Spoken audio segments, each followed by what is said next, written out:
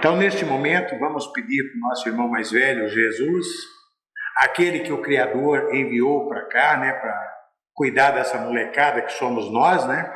Isso há 2000 anos atrás, mas não quer dizer que Ele está cuidando de nós somente há 2000 anos atrás. Ele está cuidando de nós desde os fundamentos do planeta. Quando o Criador falou para ele: ô moleque, vem cá, você vai cuidar daquela bola lá de fogo, vai resfriar, né, vai criar as eras glaciais para poder fazer um resfriamento, né, vai jogar os germes da vida e vai desenvolver e botar essa vida para seguir. E estamos nós cá hoje, ainda imperfeitos, né? Mas caminhando para o aperfeiçoamento. Como diz os nossos irmãos espirituais, de encarnação em encarnação, nós estamos evoluindo, nós estamos aprendendo. De encarnação em encarnação, a humanidade está evoluindo.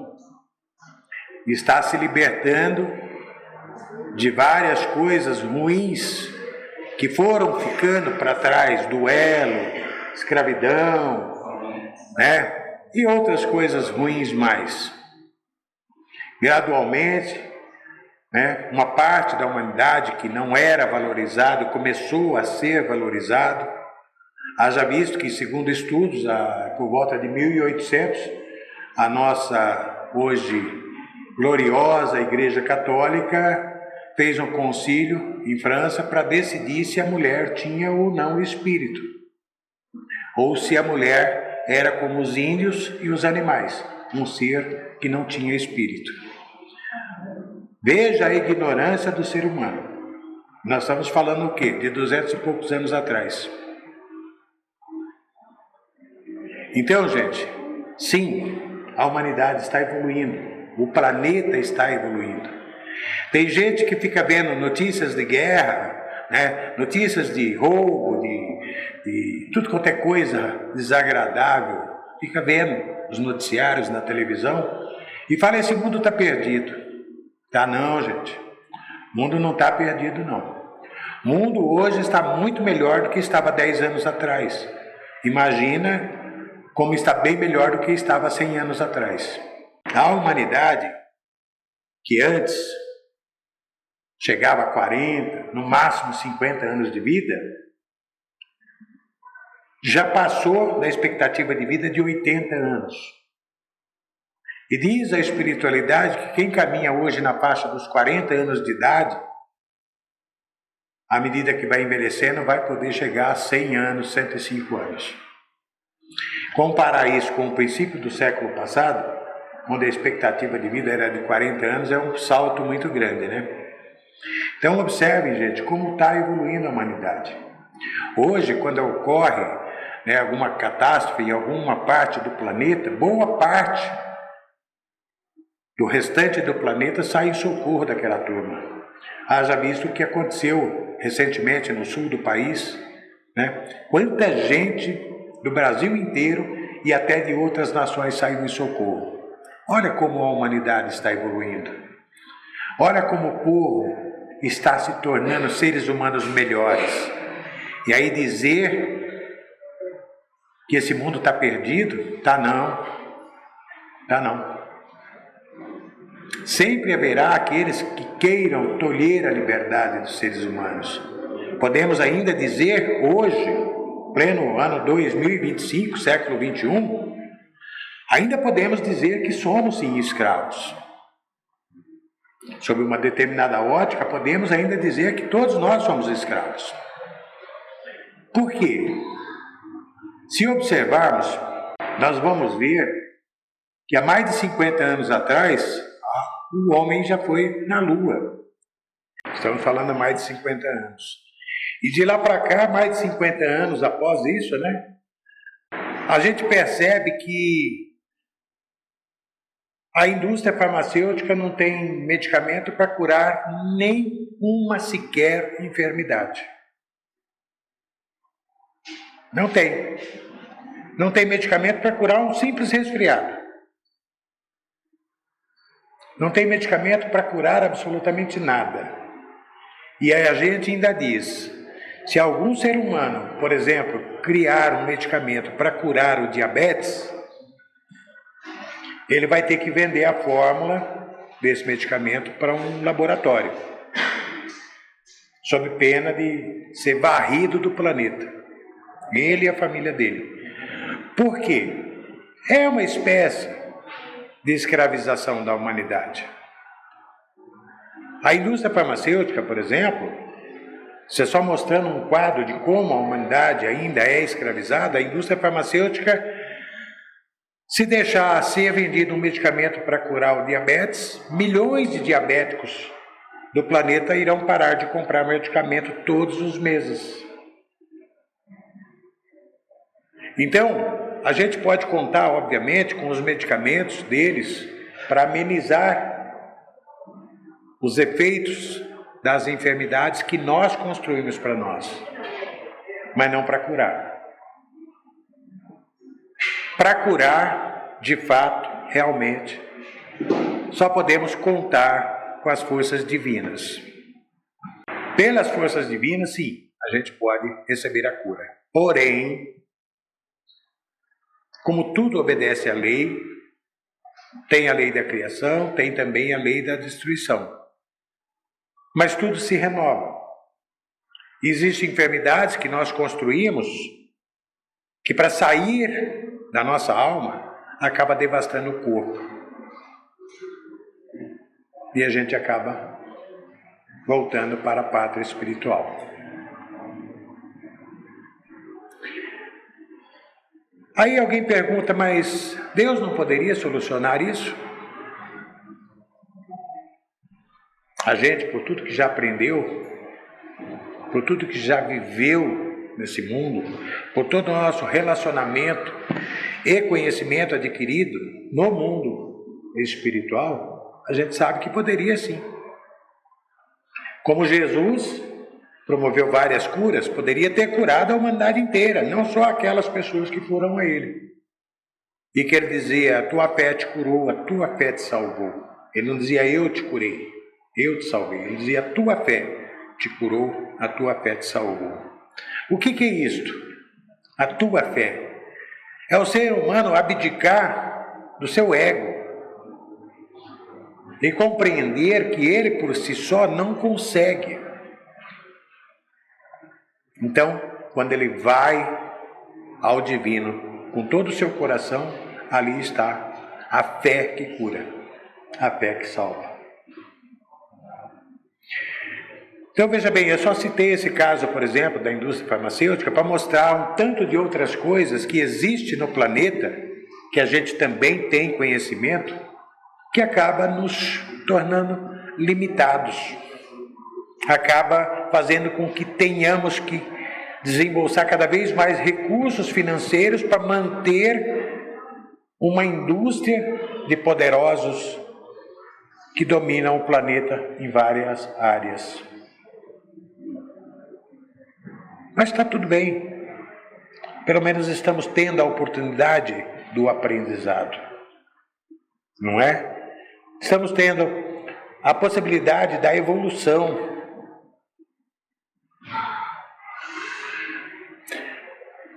O que a gente deve procurar fazer em nossa existência é cada vez mais atuar menos em relação à vida do próximo. Naquilo que concerne em dar palpite ou querer direcionar. Tudo isso que nós falamos aqui foi para mostrar para vocês, né, o que diz a oração de São Francisco de Assis. Tem muita gente que diz, mas São Francisco de Assis é um santo da Igreja Católica e vocês espíritas trabalham com a oração dele? Para o mundo espiritual, as religiões são coisas de seres humanos encarnados. É óbvio que muitos seres humanos, depois que desencarna, passa para o mundo espiritual, continua lá com as suas religiões, porque No mundo espiritual tem as cidades, como tem aqui no plano físico. Aliás, o plano físico é uma cópia muito imperfeita do que existe no mundo espiritual. Então, assim como no mundo físico existem pessoas boas, voltadas para o bem, cheias de amor ao próximo, no mundo espiritual também existe. Mas da mesma forma como existe no plano físico, no plano material, pessoas invejosas, maldosas, maléficas, déspotas, no mundo astral também existe. Essas mesmas pessoas que, quando encarnados, atuavam no plano físico, desencarnam, continuam atuando da mesma forma no plano espiritual, de acordo com aquilo que era aqui no plano físico. Então, gente, a gente veio trazer essas palavras para vocês, para mostrar para vocês a forma como também se pode fazer a oração de São Francisco de Assis, mas nos incluindo nela de uma forma mais ampla, de uma forma mais geral, de uma forma coletiva. E quando a gente passa a entender isto, e a gente começa a ver aquilo como sendo um dever nosso, um dever moral nosso, trabalhar para isso. Semana passada falávamos aqui sobre fomentar o amor em nós, porque é muito difícil a gente ter um amor mais amplo do que às vezes ao pequeno círculo familiar nosso, ou de alguns conhecidos que a gente chama de amigos. Mas fomentar, ampliar a chama viva, divina, do amor que existe em cada um de nós. E a oração de São Francisco de Assis, a gente pode dar uma amplitude maior, uma amplitude coletiva, trazer não para minha única pessoa, mas para o nosso grupo, para a humanidade em geral. A oração de Francisco de Assis diz assim: Senhor, fazei de mim um instrumento da tua paz.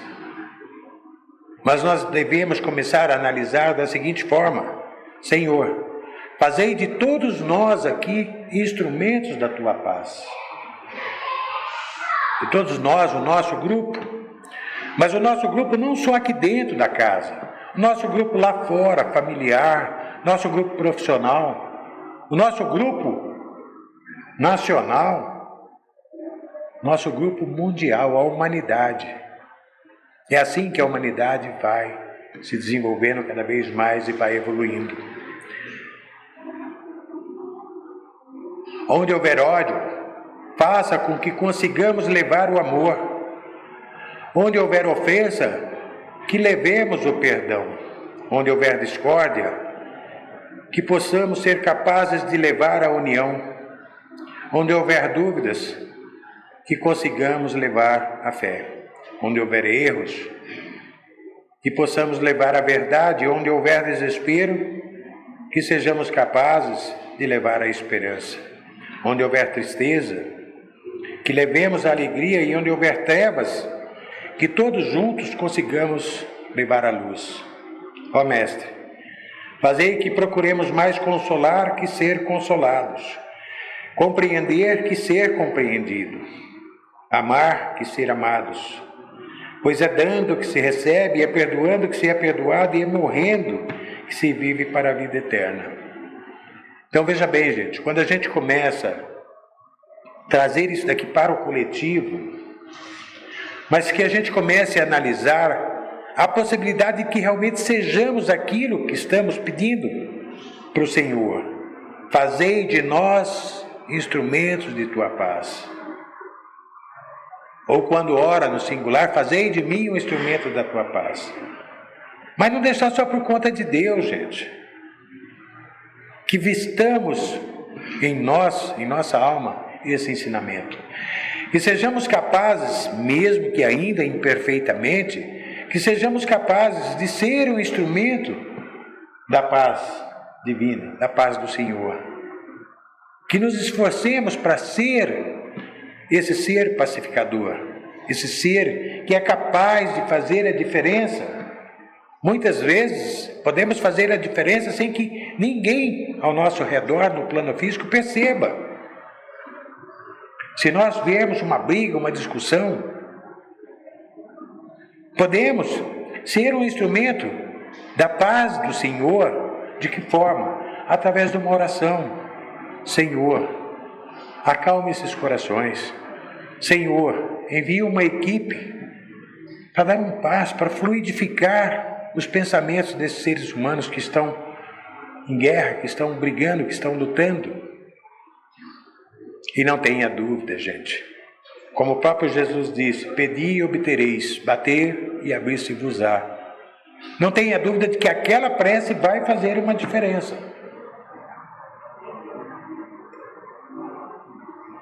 Talvez não extermine aquela briga momentaneamente, mas com certeza algum benefício trará. Talvez cessando as pessoas a não irem às vias de fato.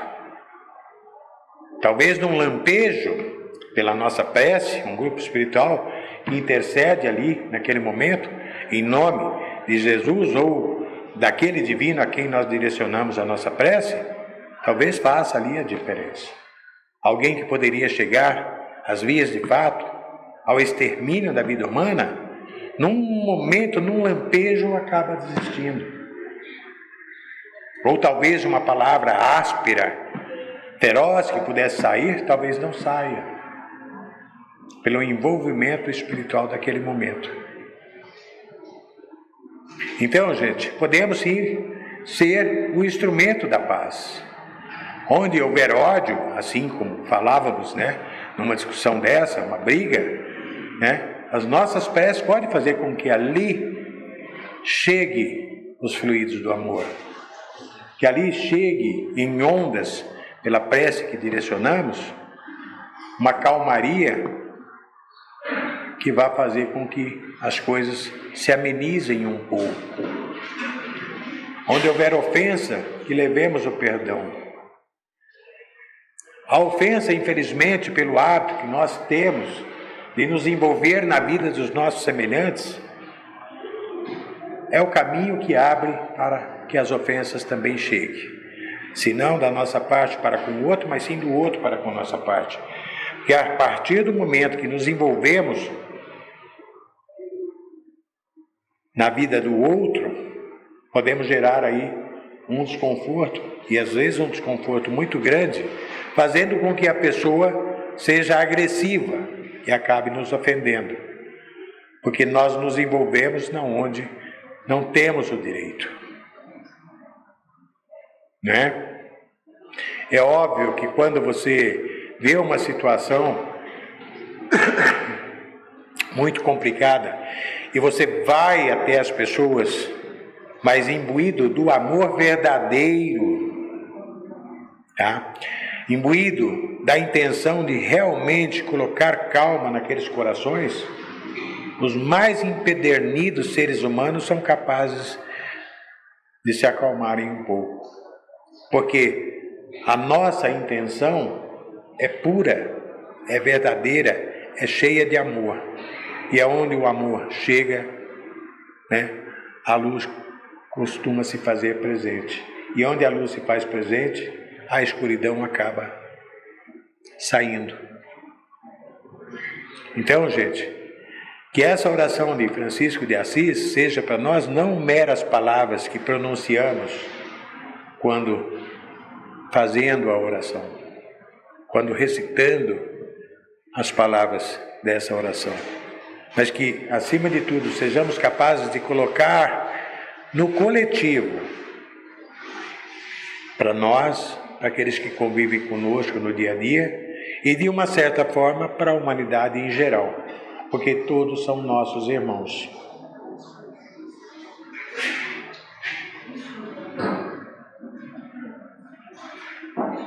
Onde houver discórdia, que eu leve a união. E a discórdia a gente sabe que está permeada no seio das famílias, dos grupos em geral, Agora há pouco estava conversando com um amigo que ele fala que participa de um grupo de pessoas pela internet, um grupo de aproximadamente 800 pessoas, que quando um fala alguma coisa, o outro rebate. Um outro rebate aquele que rebateu porque acha de uma forma diferente. Percebem aí o ego do ser humano trabalhando? Se um cidadão falou alguma coisa, ainda que eu não concorde com aquilo, eu não tenho o direito de entrar em debate com ele. Tá? E segundo esse meu amigo, diz que os debates acalorados e muitas vezes as agressões surgem mais porque é pela tela, não é pessoalmente.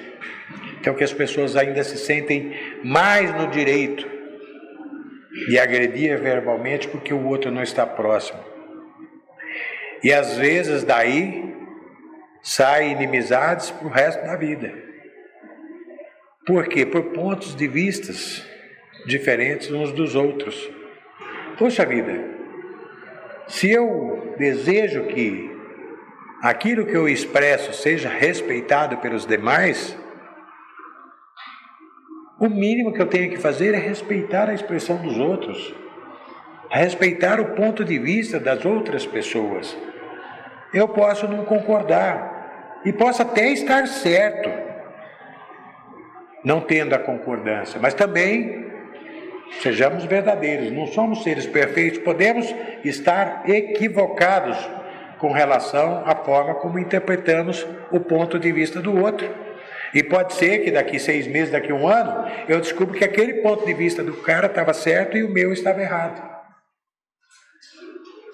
Da mesma forma, por ter trabalhado para aprender sobre essas coisas, se eu chegar aí fora e tiver um carro branco, e alguém chegar e falar, nossa, Ademar, você vê esse carro preto aqui, ó? Pô, o cara que desceu desse carro preto, eu olho o carro, vejo o carro branco. Vocês concordam que eu tenho tudo para entrar num grande debate acalorado com aquela outra pessoa por dizer que aquele carro não é branco, que aquele carro é preto? Mas para evitar a confusão, porque ela se faz sim, quando eu vejo que a outra pessoa está ali, no alto da sua razão, de acordo com aquilo que ele está vendo, eu digo, olha rapaz, você está dizendo que o carro é branco, e eu devo estar enganado, porque eu estou vendo ele preto. Então eu devo estar errado. Vocês concordam que a guerra não acontecerá? E qual a vantagem que eu vou levar no final de uma acalorada discussão, provando por todos os meios que o carro é preto e não branco? O que eu vou ganhar com isso? Talvez um inimigo. Agora, a pergunta, o que eu tenho a ver com isso? Então, gente, nós podemos sim deixar todas essas coisas de lado que possa levar à discórdia e partirmos para uma união, conforme diz aqui a oração de São Francisco de Assis. Nós podemos trabalhar em nós para que essas preces direcionadas ao Senhor se façam reais na nossa vida. Porque, gente, com certeza absoluta, será muito melhor para nós. Será muito mais produtivo para nós trabalharmos para tornar isso daqui realidade em nossas vidas. Para nos transformarmos nesses pacificadores, nessas pessoas que pedimos ao Senhor para nos ajudar a ser. E a gente sempre diz, a gente manda os pequenininhos para a escola para que eles tenham uma vida melhor. Então trabalhar para colocar em prática esses ensinamentos da oração de São Francisco de Assis, colocá-los em prática em nossa vida e procurarmos vivenciar o que está sendo pedido aqui na oração, é transformar as nossas vidas em algo muito melhor. E com um diferencial. Nós não precisamos pagar mensalidade na escola para aprender isso daqui. Os pequenos nós mandamos para a escola, se for escola particular, a mensalidade é alta. Isso sem contar os passeios durante o ano, né? As coisas que a gente tem que dar algum dinheiro, mesmo quando seja escola pública, né? Para o dia dos pais, para o dia das mães, para a criança aprender sobre o que é o amor ao pai, à mãe, o presentinho, a lembrancinha. Então tudo isso tem um custo. Agora, tomar conhecimento do teor dessa prece, dessa oração aqui, e nos esforçarmos para colocar em nossas vidas em prática, gente, será um grande benefício para nós. Será transformarmos a nossa existência assim, meio que da água para o vinho. Mas se fôssemos pensar somente em nós, ainda assim estaríamos sendo relativamente egoístas, né? Mas olha o bem que fará para aqueles que convivem conosco. Olha o bem que fará para aqueles que convivem conosco no dia a dia. Às vezes passa uma pessoa conosco aqui na triagem e diz: eu e meu irmão é um inferno. Eu e minha mãe, eu e meu pai é um inferno. E a gente percebe a mágoa nos corações. E aí a gente diz: mas escuta, isso te dá algum prazer? Diz: não, eu odeio isso. Bom, vamos acabar com isso então? Mas como? Você parar de odiar. Você chegar para o outro e falar: olha, para você me aguentar deve ser muito difícil, né? Porque eu sou uma pessoa muito difícil. Mas, puxa vida, me perdoe. Começa a ver o outro como um ser humano. Para de ver o outro como se fosse um bicho. Saiba que o pai ou a mãe também tem lá os seus medos, seus anseios, as suas dúvidas, as suas inseguranças. Quem diz que o pai e a mãe precisa ser muito mais forte do que os filhos? Às vezes os filhos vêm na vida dos pais para poder ser uma base de apoio, de estabilidade emocional. A gente não sabe o que cada um passou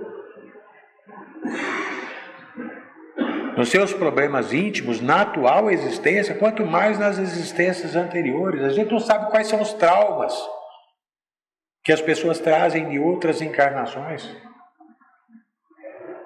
Quem somos nós para julgar e querer do outro a perfeição que ainda não conseguimos ser, não conseguimos ter? Então, se a gente trabalhar para colocar em nossas vidas esses ensinamentos aqui e procurar nos esforçar para viver de acordo com o que se pede para o Senhor na prece: Senhor, fazei de mim um instrumento da tua paz. Portanto, se eu peço isto, jamais eu posso ser um instrumento de guerra em relação aos outros seres humanos. E se eu for realmente um instrumento da paz, a minha vida será infinitamente melhor. E a vida daquele outro que convive comigo, no trabalho, no lar, no círculo familiar, no círculo de pessoas conhecidas em geral, a vida do outro será bem melhor. E que quando alguém chegue a nós e diz: puxa vida, você é um ser de luz, porque a gente vem aqui na frente, às vezes fala bonito, né?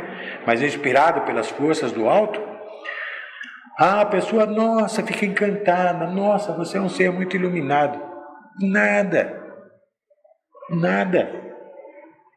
Sou muito imperfeito. Ainda tem muita escuridão em mim, muitas imperfeições. Tenho que trabalhar ainda muito para me tornar um ser humano melhor. Tenho me esforçado, mas nem sempre eu consigo. Isso demonstra o quê? Um certo nivelamento de entendimento. Aquilo que Jesus ensinou: ame o próximo como ama a si mesmo.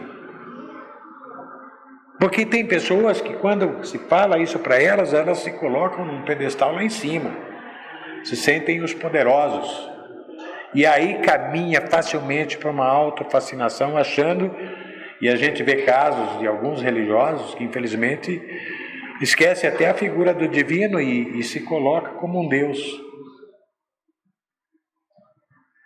Então, gente, humildade e caridade é a melhor coisa que podemos implantar em nossa existência. O que é a caridade? A caridade é o amor que, eventualmente, somos portadores, né, de acordo com aquilo que fomentamos para que ele aumente. O amor colocado em ação. Isto é a caridade. Uma prece que você faz por um grupo que está se degladiando é caridade.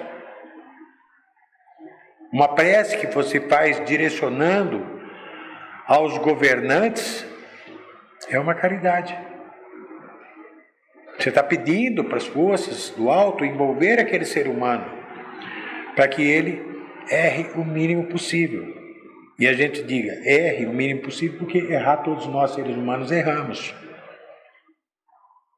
Para que ele tenha as melhores ideias para o grupo de outros seres humanos que são governados por aquele governante.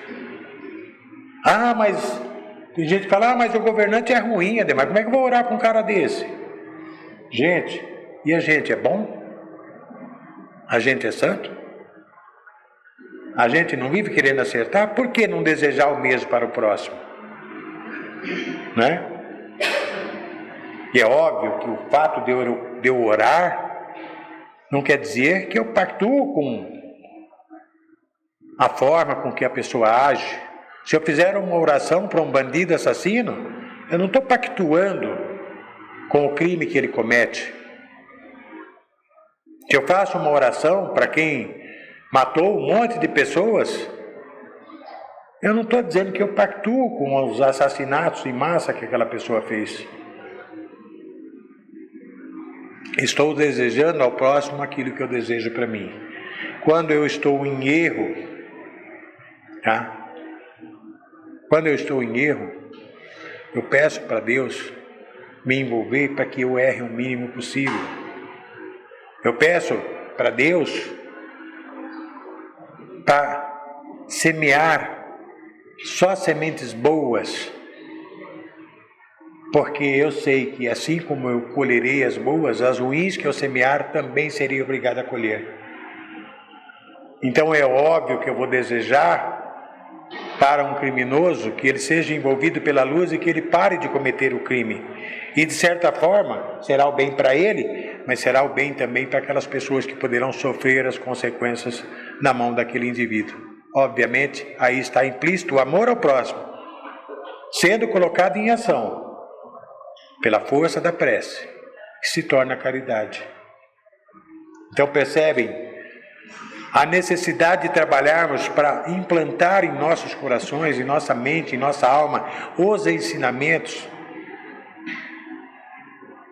que o nosso querido e saudoso Francisco de Assis, que segundo uma boa parte da espiritualidade, diz que ele é a reencarnação de João o Evangelista, aquele dos discípulos mais jovem de Jesus, aquele que ficou com Maria na hora da crucificação.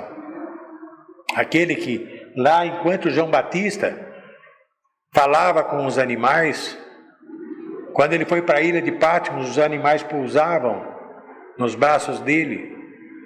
Francisco de Assis era igualzinho. Um lobo que estava causando grande destruição para os fazendeiros da região lá de Assis, que estavam procurando esse lobo para exterminá-lo. Francisco de Assis foi lá conversar com o lobo. Pediu para o lobo ir para uma região selvagem, porque encontraria a caça necessária para a sua sobrevivência. Enquanto que se ficasse ali atacando os animais dos fazendeiros, ele seria eliminado. Então, gente, óbvio que Francisco de Assis tinha muito mais amor do que nós aqui, réis mortais, né? Porque quando chego lá no sítio, ainda sou capaz de botar veneno para as abelhas. Ou para as abelhas não, para as formigas, para as aranhas, né? Então, Francisco de Assis jamais faria isso. Olha como é um ser humano muito mais evoluído e esteve aqui encarnado por volta de 1200, lá em Assis, na Itália. E para pregar o Evangelho de Jesus, ele teve que ir no Vaticano e pedir autorização para a Santa Igreja Católica. Porque senão, ele seria preso. Então, gente, o amor vem crescendo sim no seio da humanidade. Eu lembro que quando garoto, na faixa aí de 7, 8, 9, 10, 11, 12 anos, eu nasci e fui criado na roça. Na época, caçar passarinho era normal para a molecada. A gente caçava iambu, codorna, perdiz para comer, mas por esporte caçava outros passarinhos. Eu lembro que quando garoto eu fiquei embaixo de um pé de paineira, uma copa grande, densa, até próximo do chão, praticando tiro ao alvo, sabe no quê? Nos beija-flor. Então era coisa normal naquela época. Hoje vai falar para um desses garotos pegar um estilingue e matar um passarinho, ele te chama de assassino. Olha como a humanidade vem evoluindo a passos largos. Hoje ainda temos uma parcela da humanidade capaz de assassinar os semelhantes. Daqui 100, 200 anos vai ser uma barbárie sem tamanho. Quando alguém falar que de matar um outro ser humano, nossa senhora, vai ser uma coisa de doido. Como é para essa molecada hoje falar de matar um passarinho, ou matar um gato, ou matar um cachorro, né? Então a humanidade vem evoluindo, mas nós individualmente devemos abraçar coletivamente, né? Quando eu digo coletivamente, é levando isso para o grupo que convive conosco no dia a dia, independentemente de religiosidade. Não devemos estar fomentando bandeiras aí fora de religião A, religião B. Não, como seres humanos. Jesus, quando esteve aqui em nosso meio, ele não criou nenhuma religião. Não tem uma única religião no planeta que foi criada por Jesus. Nem mesmo o budismo foi criado por Buda. Isso foi criado pelos seres humanos, pelas pessoas. Quando falamos do cristianismo, isso há mais de 15 anos atrás, eu já falava, gente, existe mais de 80 mil cultos cristãos diferentes espalhados pelo planeta. E aí? Já pensou se cada um desses cultos cristãos se intitularem o dono da verdade? Já pensou se a doutrina espírita se intitulasse os donos da verdade? O que sobraria para o resto da humanidade? A verdade está em todos os lugares, gente.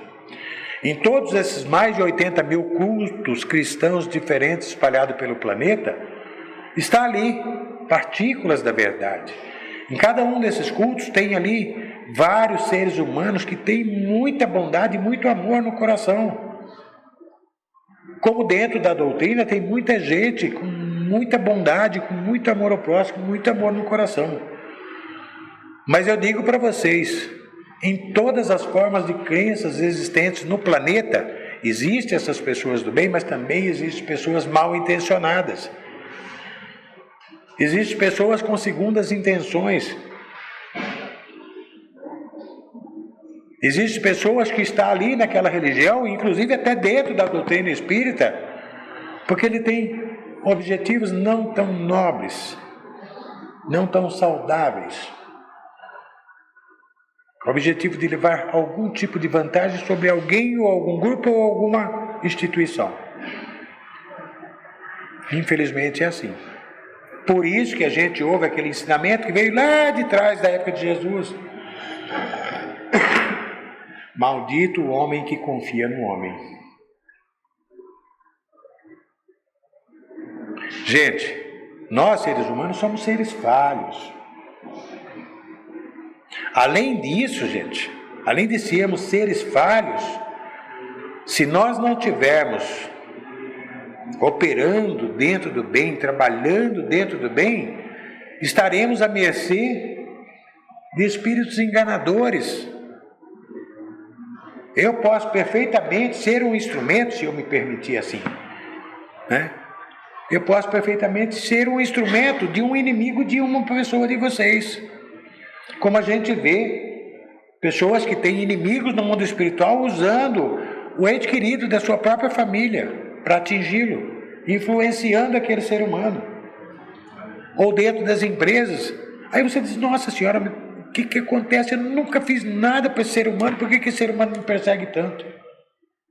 Aquele ser humano invigilante está ali simplesmente como médium operando pela influenciação de um espírito que nos odeia, que às vezes pode agir influenciando o nosso irmão, influenciando o nosso pai, a nossa mãe.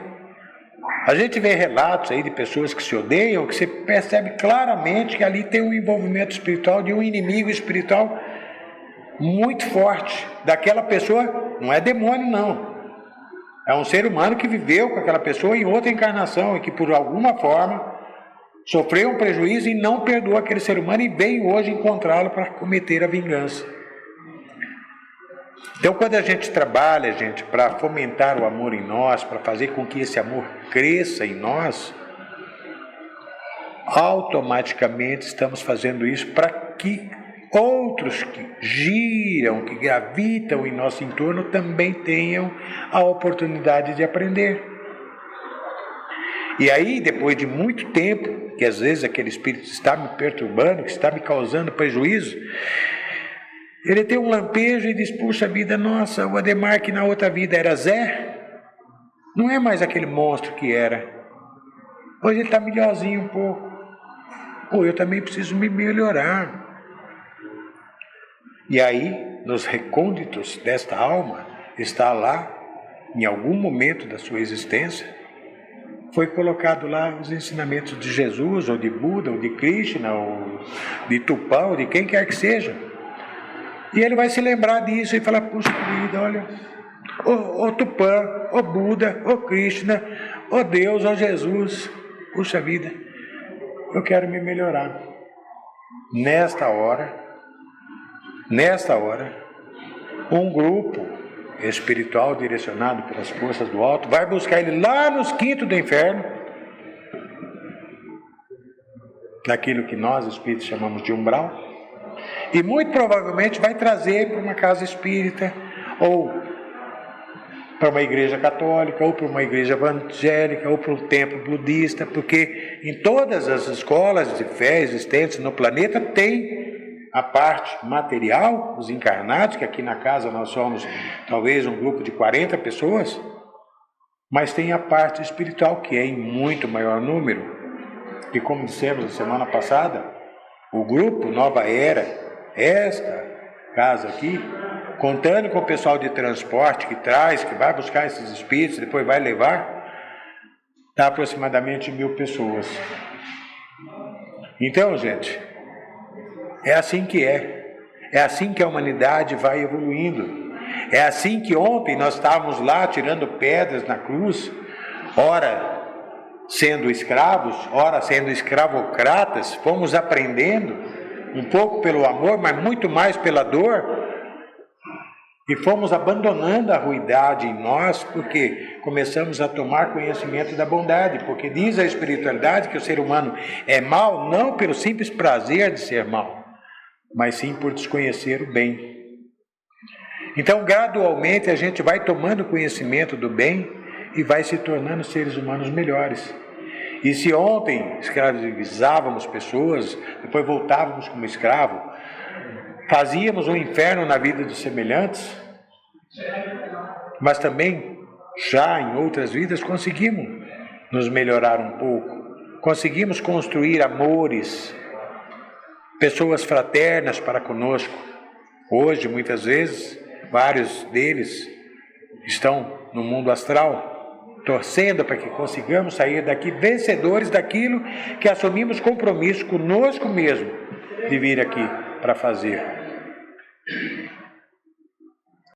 Gente, a gente vem aqui, fala um pouco, transmite algumas coisas para vocês, mas a gente gosta também de abrir uma parte para que as pessoas possam formular perguntas.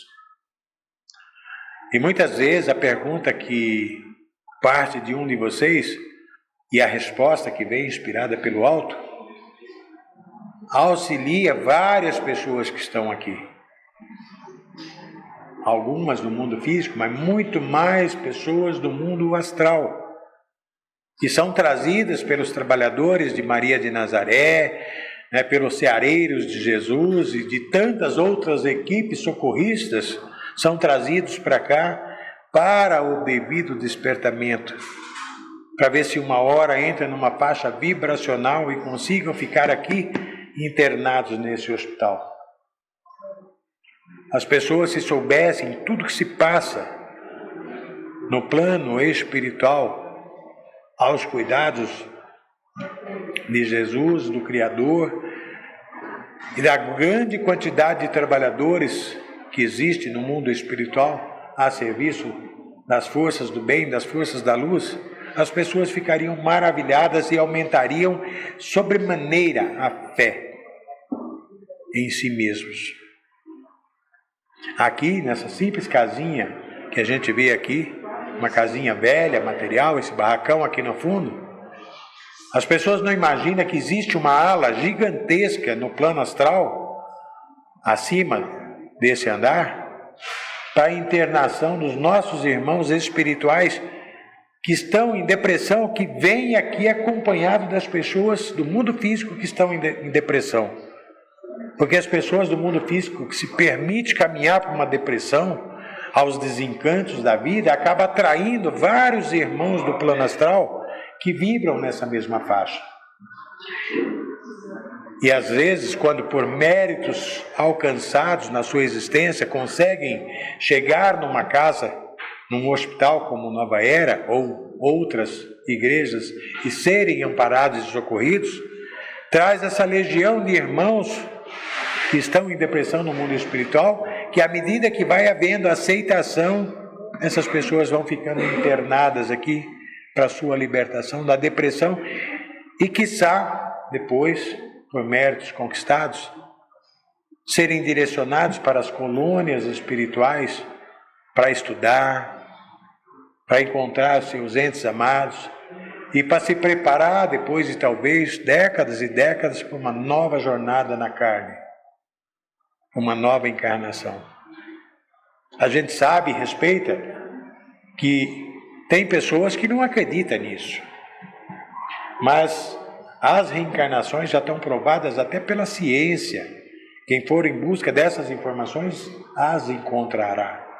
A ciência de regressão a vidas passadas, que não tem nada a ver com religião, já provou há muito tempo que é possível caminhar com uma pessoa de encarnação em encarnação para trás, 1, 2, 5, 10 encarnações para trás e indefinidamente buscar quem foi aquela pessoa em cada uma das encarnações anteriores. Inclusive existe dentro dessa ciência para tratamento de enfermidades latentes hoje, para a cura das enfermidades. Um relato de um caso nos Estados Unidos de uma mulher que simplesmente tinha pânico de lugares fechados, a tal da claustrofobia. E procurou com psicólogos, com psiquiatras, de todos os meios para se libertar dessa enfermidade e não conseguia. Até que descobriu que havia uma cientista que trabalha com regressão a vidas passadas e um estudo, para tratar de enfermidades provenientes de traumas criados lá para trás. Foi fazer a regressão, era uma mulher americana na atual encarnação, casada com um homem americano, com 5 filhas mulheres. E na regressão que essa mulher fez, na vida anterior, ela era uma mulher chinesa, camponesa, casada com um camponês mais velho, que era o atual marido dela na encarnação atual.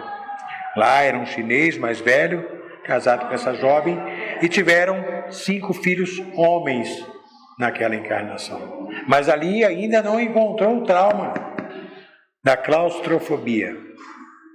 Fez mais uma regressão, retornando nessa regressão a mais uma vida anterior dessa mulher,